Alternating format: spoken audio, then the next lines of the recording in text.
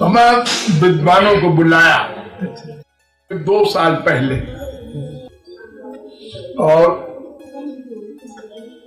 हमें विद्वानों को बुलाया इंडिया भर के 72 ब्लॉक पर, और 16 दिन तक तो सम्मेलन चला, सवेरे से रात तक चलता था।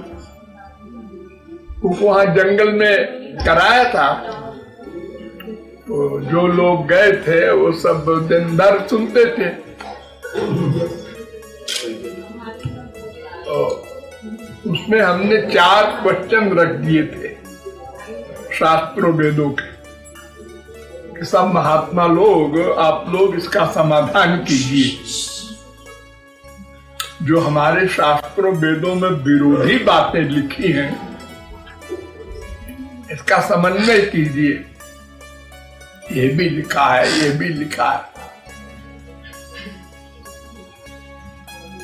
हमारे थोड़े से सत्संगी थे, वो सत्संगी भी ये नहीं जानते थे कि ये शास्त्र वेद भी जानते हैं।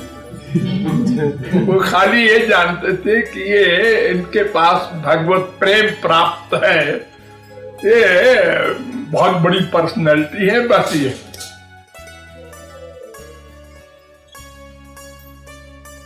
फिर हमारे प्रश्न का उत्तर कोई दे ही नहीं सका। 5 दिन बीत गए और काशी के सब विद्वान आए थे, कोई वेदांत के, कोई न्याय के, कोई सांख्य, और सब जगत गुरु भी आए थे। बहुत पैसा खर्च किया था उसमें। वो मंगतू राम जयपुरिया सेठ था, कानपुर का, अरबपति उस जमाने में। उसने 4-5 लाख सस्ते के जमाने में खर्च किया।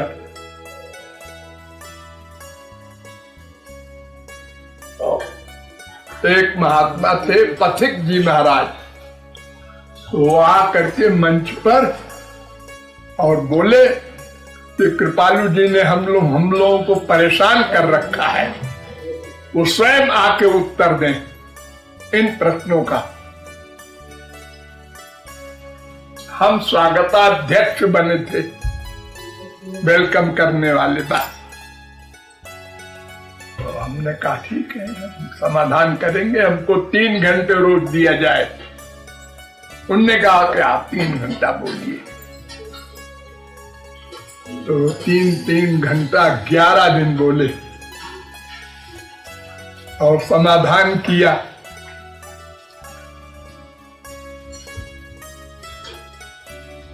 तो वहां जो आए थे विद्वान, उन लोगों ने जाके बनारस में हमारी बड़ी जोरदार प्रशंसा की उस विद्वानों की सभा में।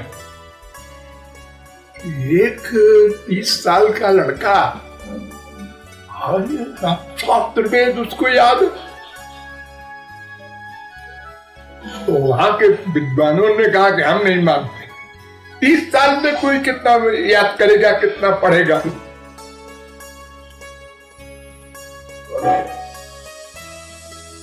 दूसरी साल कानपुर में सम्मेलन कराया,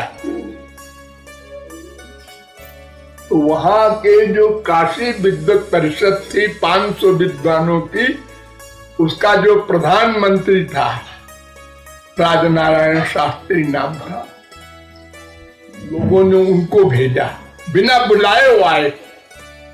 हमने उनको बुलाया नहीं, और महात्माओं को बुलाया था। लोगों ने कहा वो आए हैं काशी विद्वत परिषद के प्रधानमंत्री सत शास्त्री।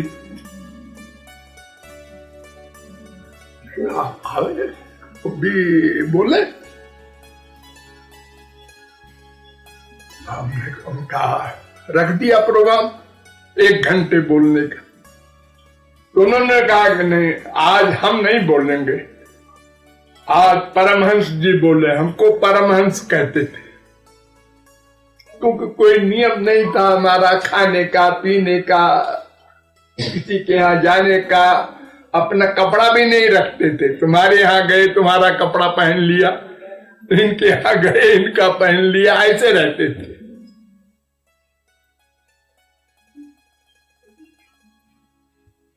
जस्टिस रघुवर Dayal, justice Harishchandra, justice Malik, justice Kamlakant, उस समय वो सब थे इलाहाबाद हाई कोर्ट में।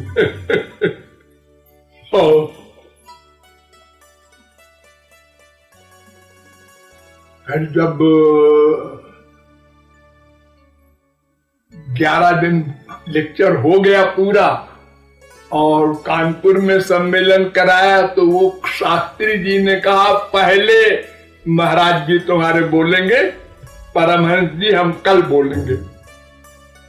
उन्होंने कहा कि मैंने सुना है कि वो कोई भी कुछ बोले तो वो काट देते हैं, इसलिए पहले हम नहीं बोलेंगे।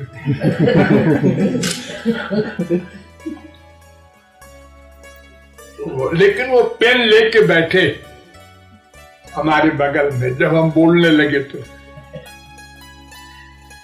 आंख बंद करके पेन ऐसे लिए रह गए, कुछ लिखा नहीं। मैं देखता रहा है क्या लिखता।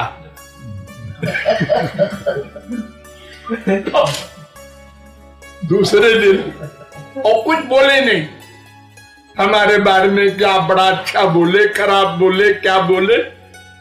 और उनके साथ 10-12 पंडित थे, वो सब लेके चले गए जहां ठहरे थे वहां।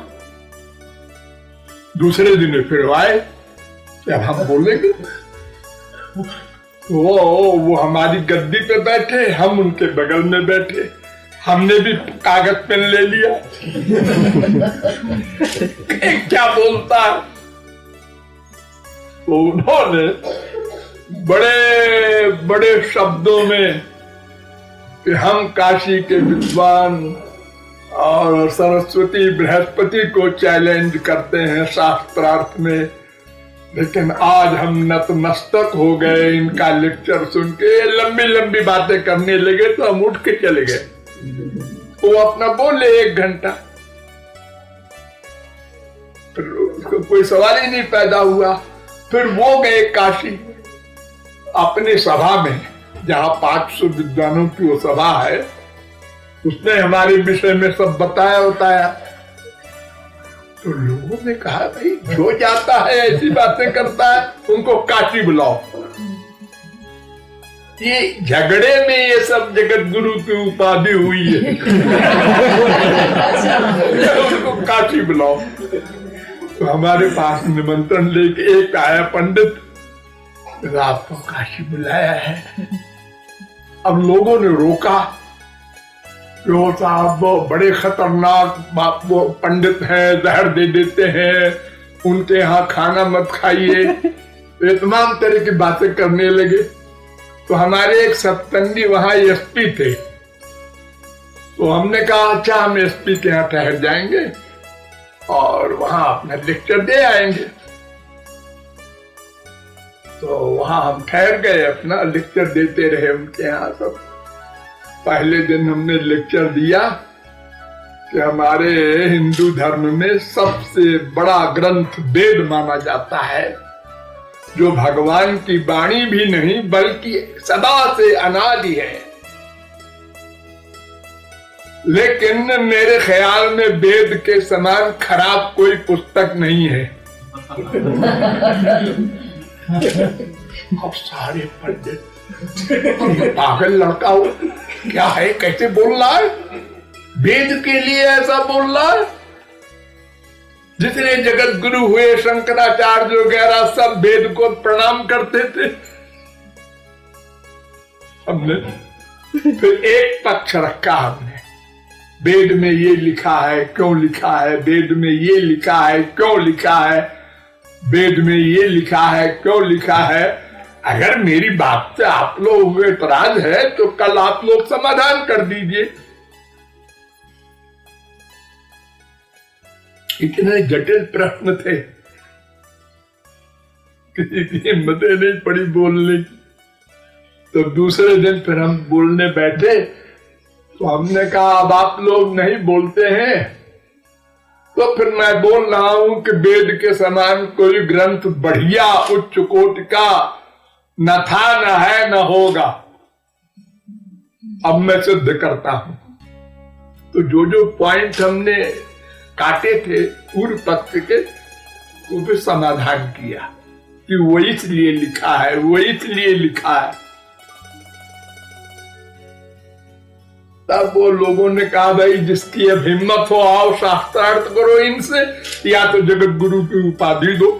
अब तो फंस गए सब विद्वान, इनको बुला के अब या तो आके इनको हराओ, और नहीं तो जैसे शंकराचार्य को दिया था जगत गुरु की उपाधि, ऐसे इनको दे। और उस जमाने में तो थोड़े से विद्वान थे, शंकराचार्य के जमाने में ये तो 200 है, 500। कोई नहीं आया, उन्होंने लिख करके सर्टिफिकेट संस्कृत में श्लोक लिख के जगत गुरु की उपाधि दे दी और कहा कि अब आपको सिंहासन रखना चाहिए और शिष्य बनाना चाहिए।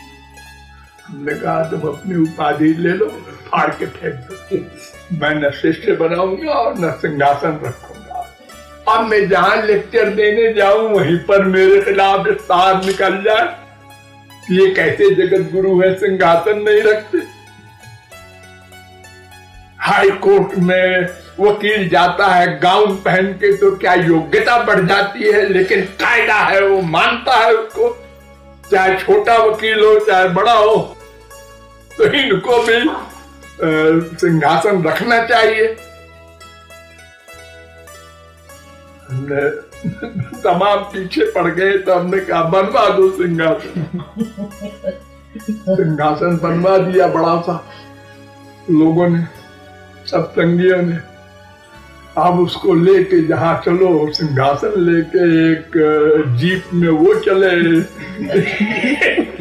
4 आदमी साथ में, नाटक शुरू हो गया, वैसा करना पड़ा। अब फिर इफ्तार निकलना शुरू हुआ दूसरी पार्टी से। हाँ साहब देखो, सिंहासन पर बैठ के बोलते हैं जगत गुरु। तो उस समय वो चाइना ने इंडिया पे हमला किया, नेहरू का जमाना था, तो हमने सिंहासन छत सब दान कर दिया रक्षा कोष में।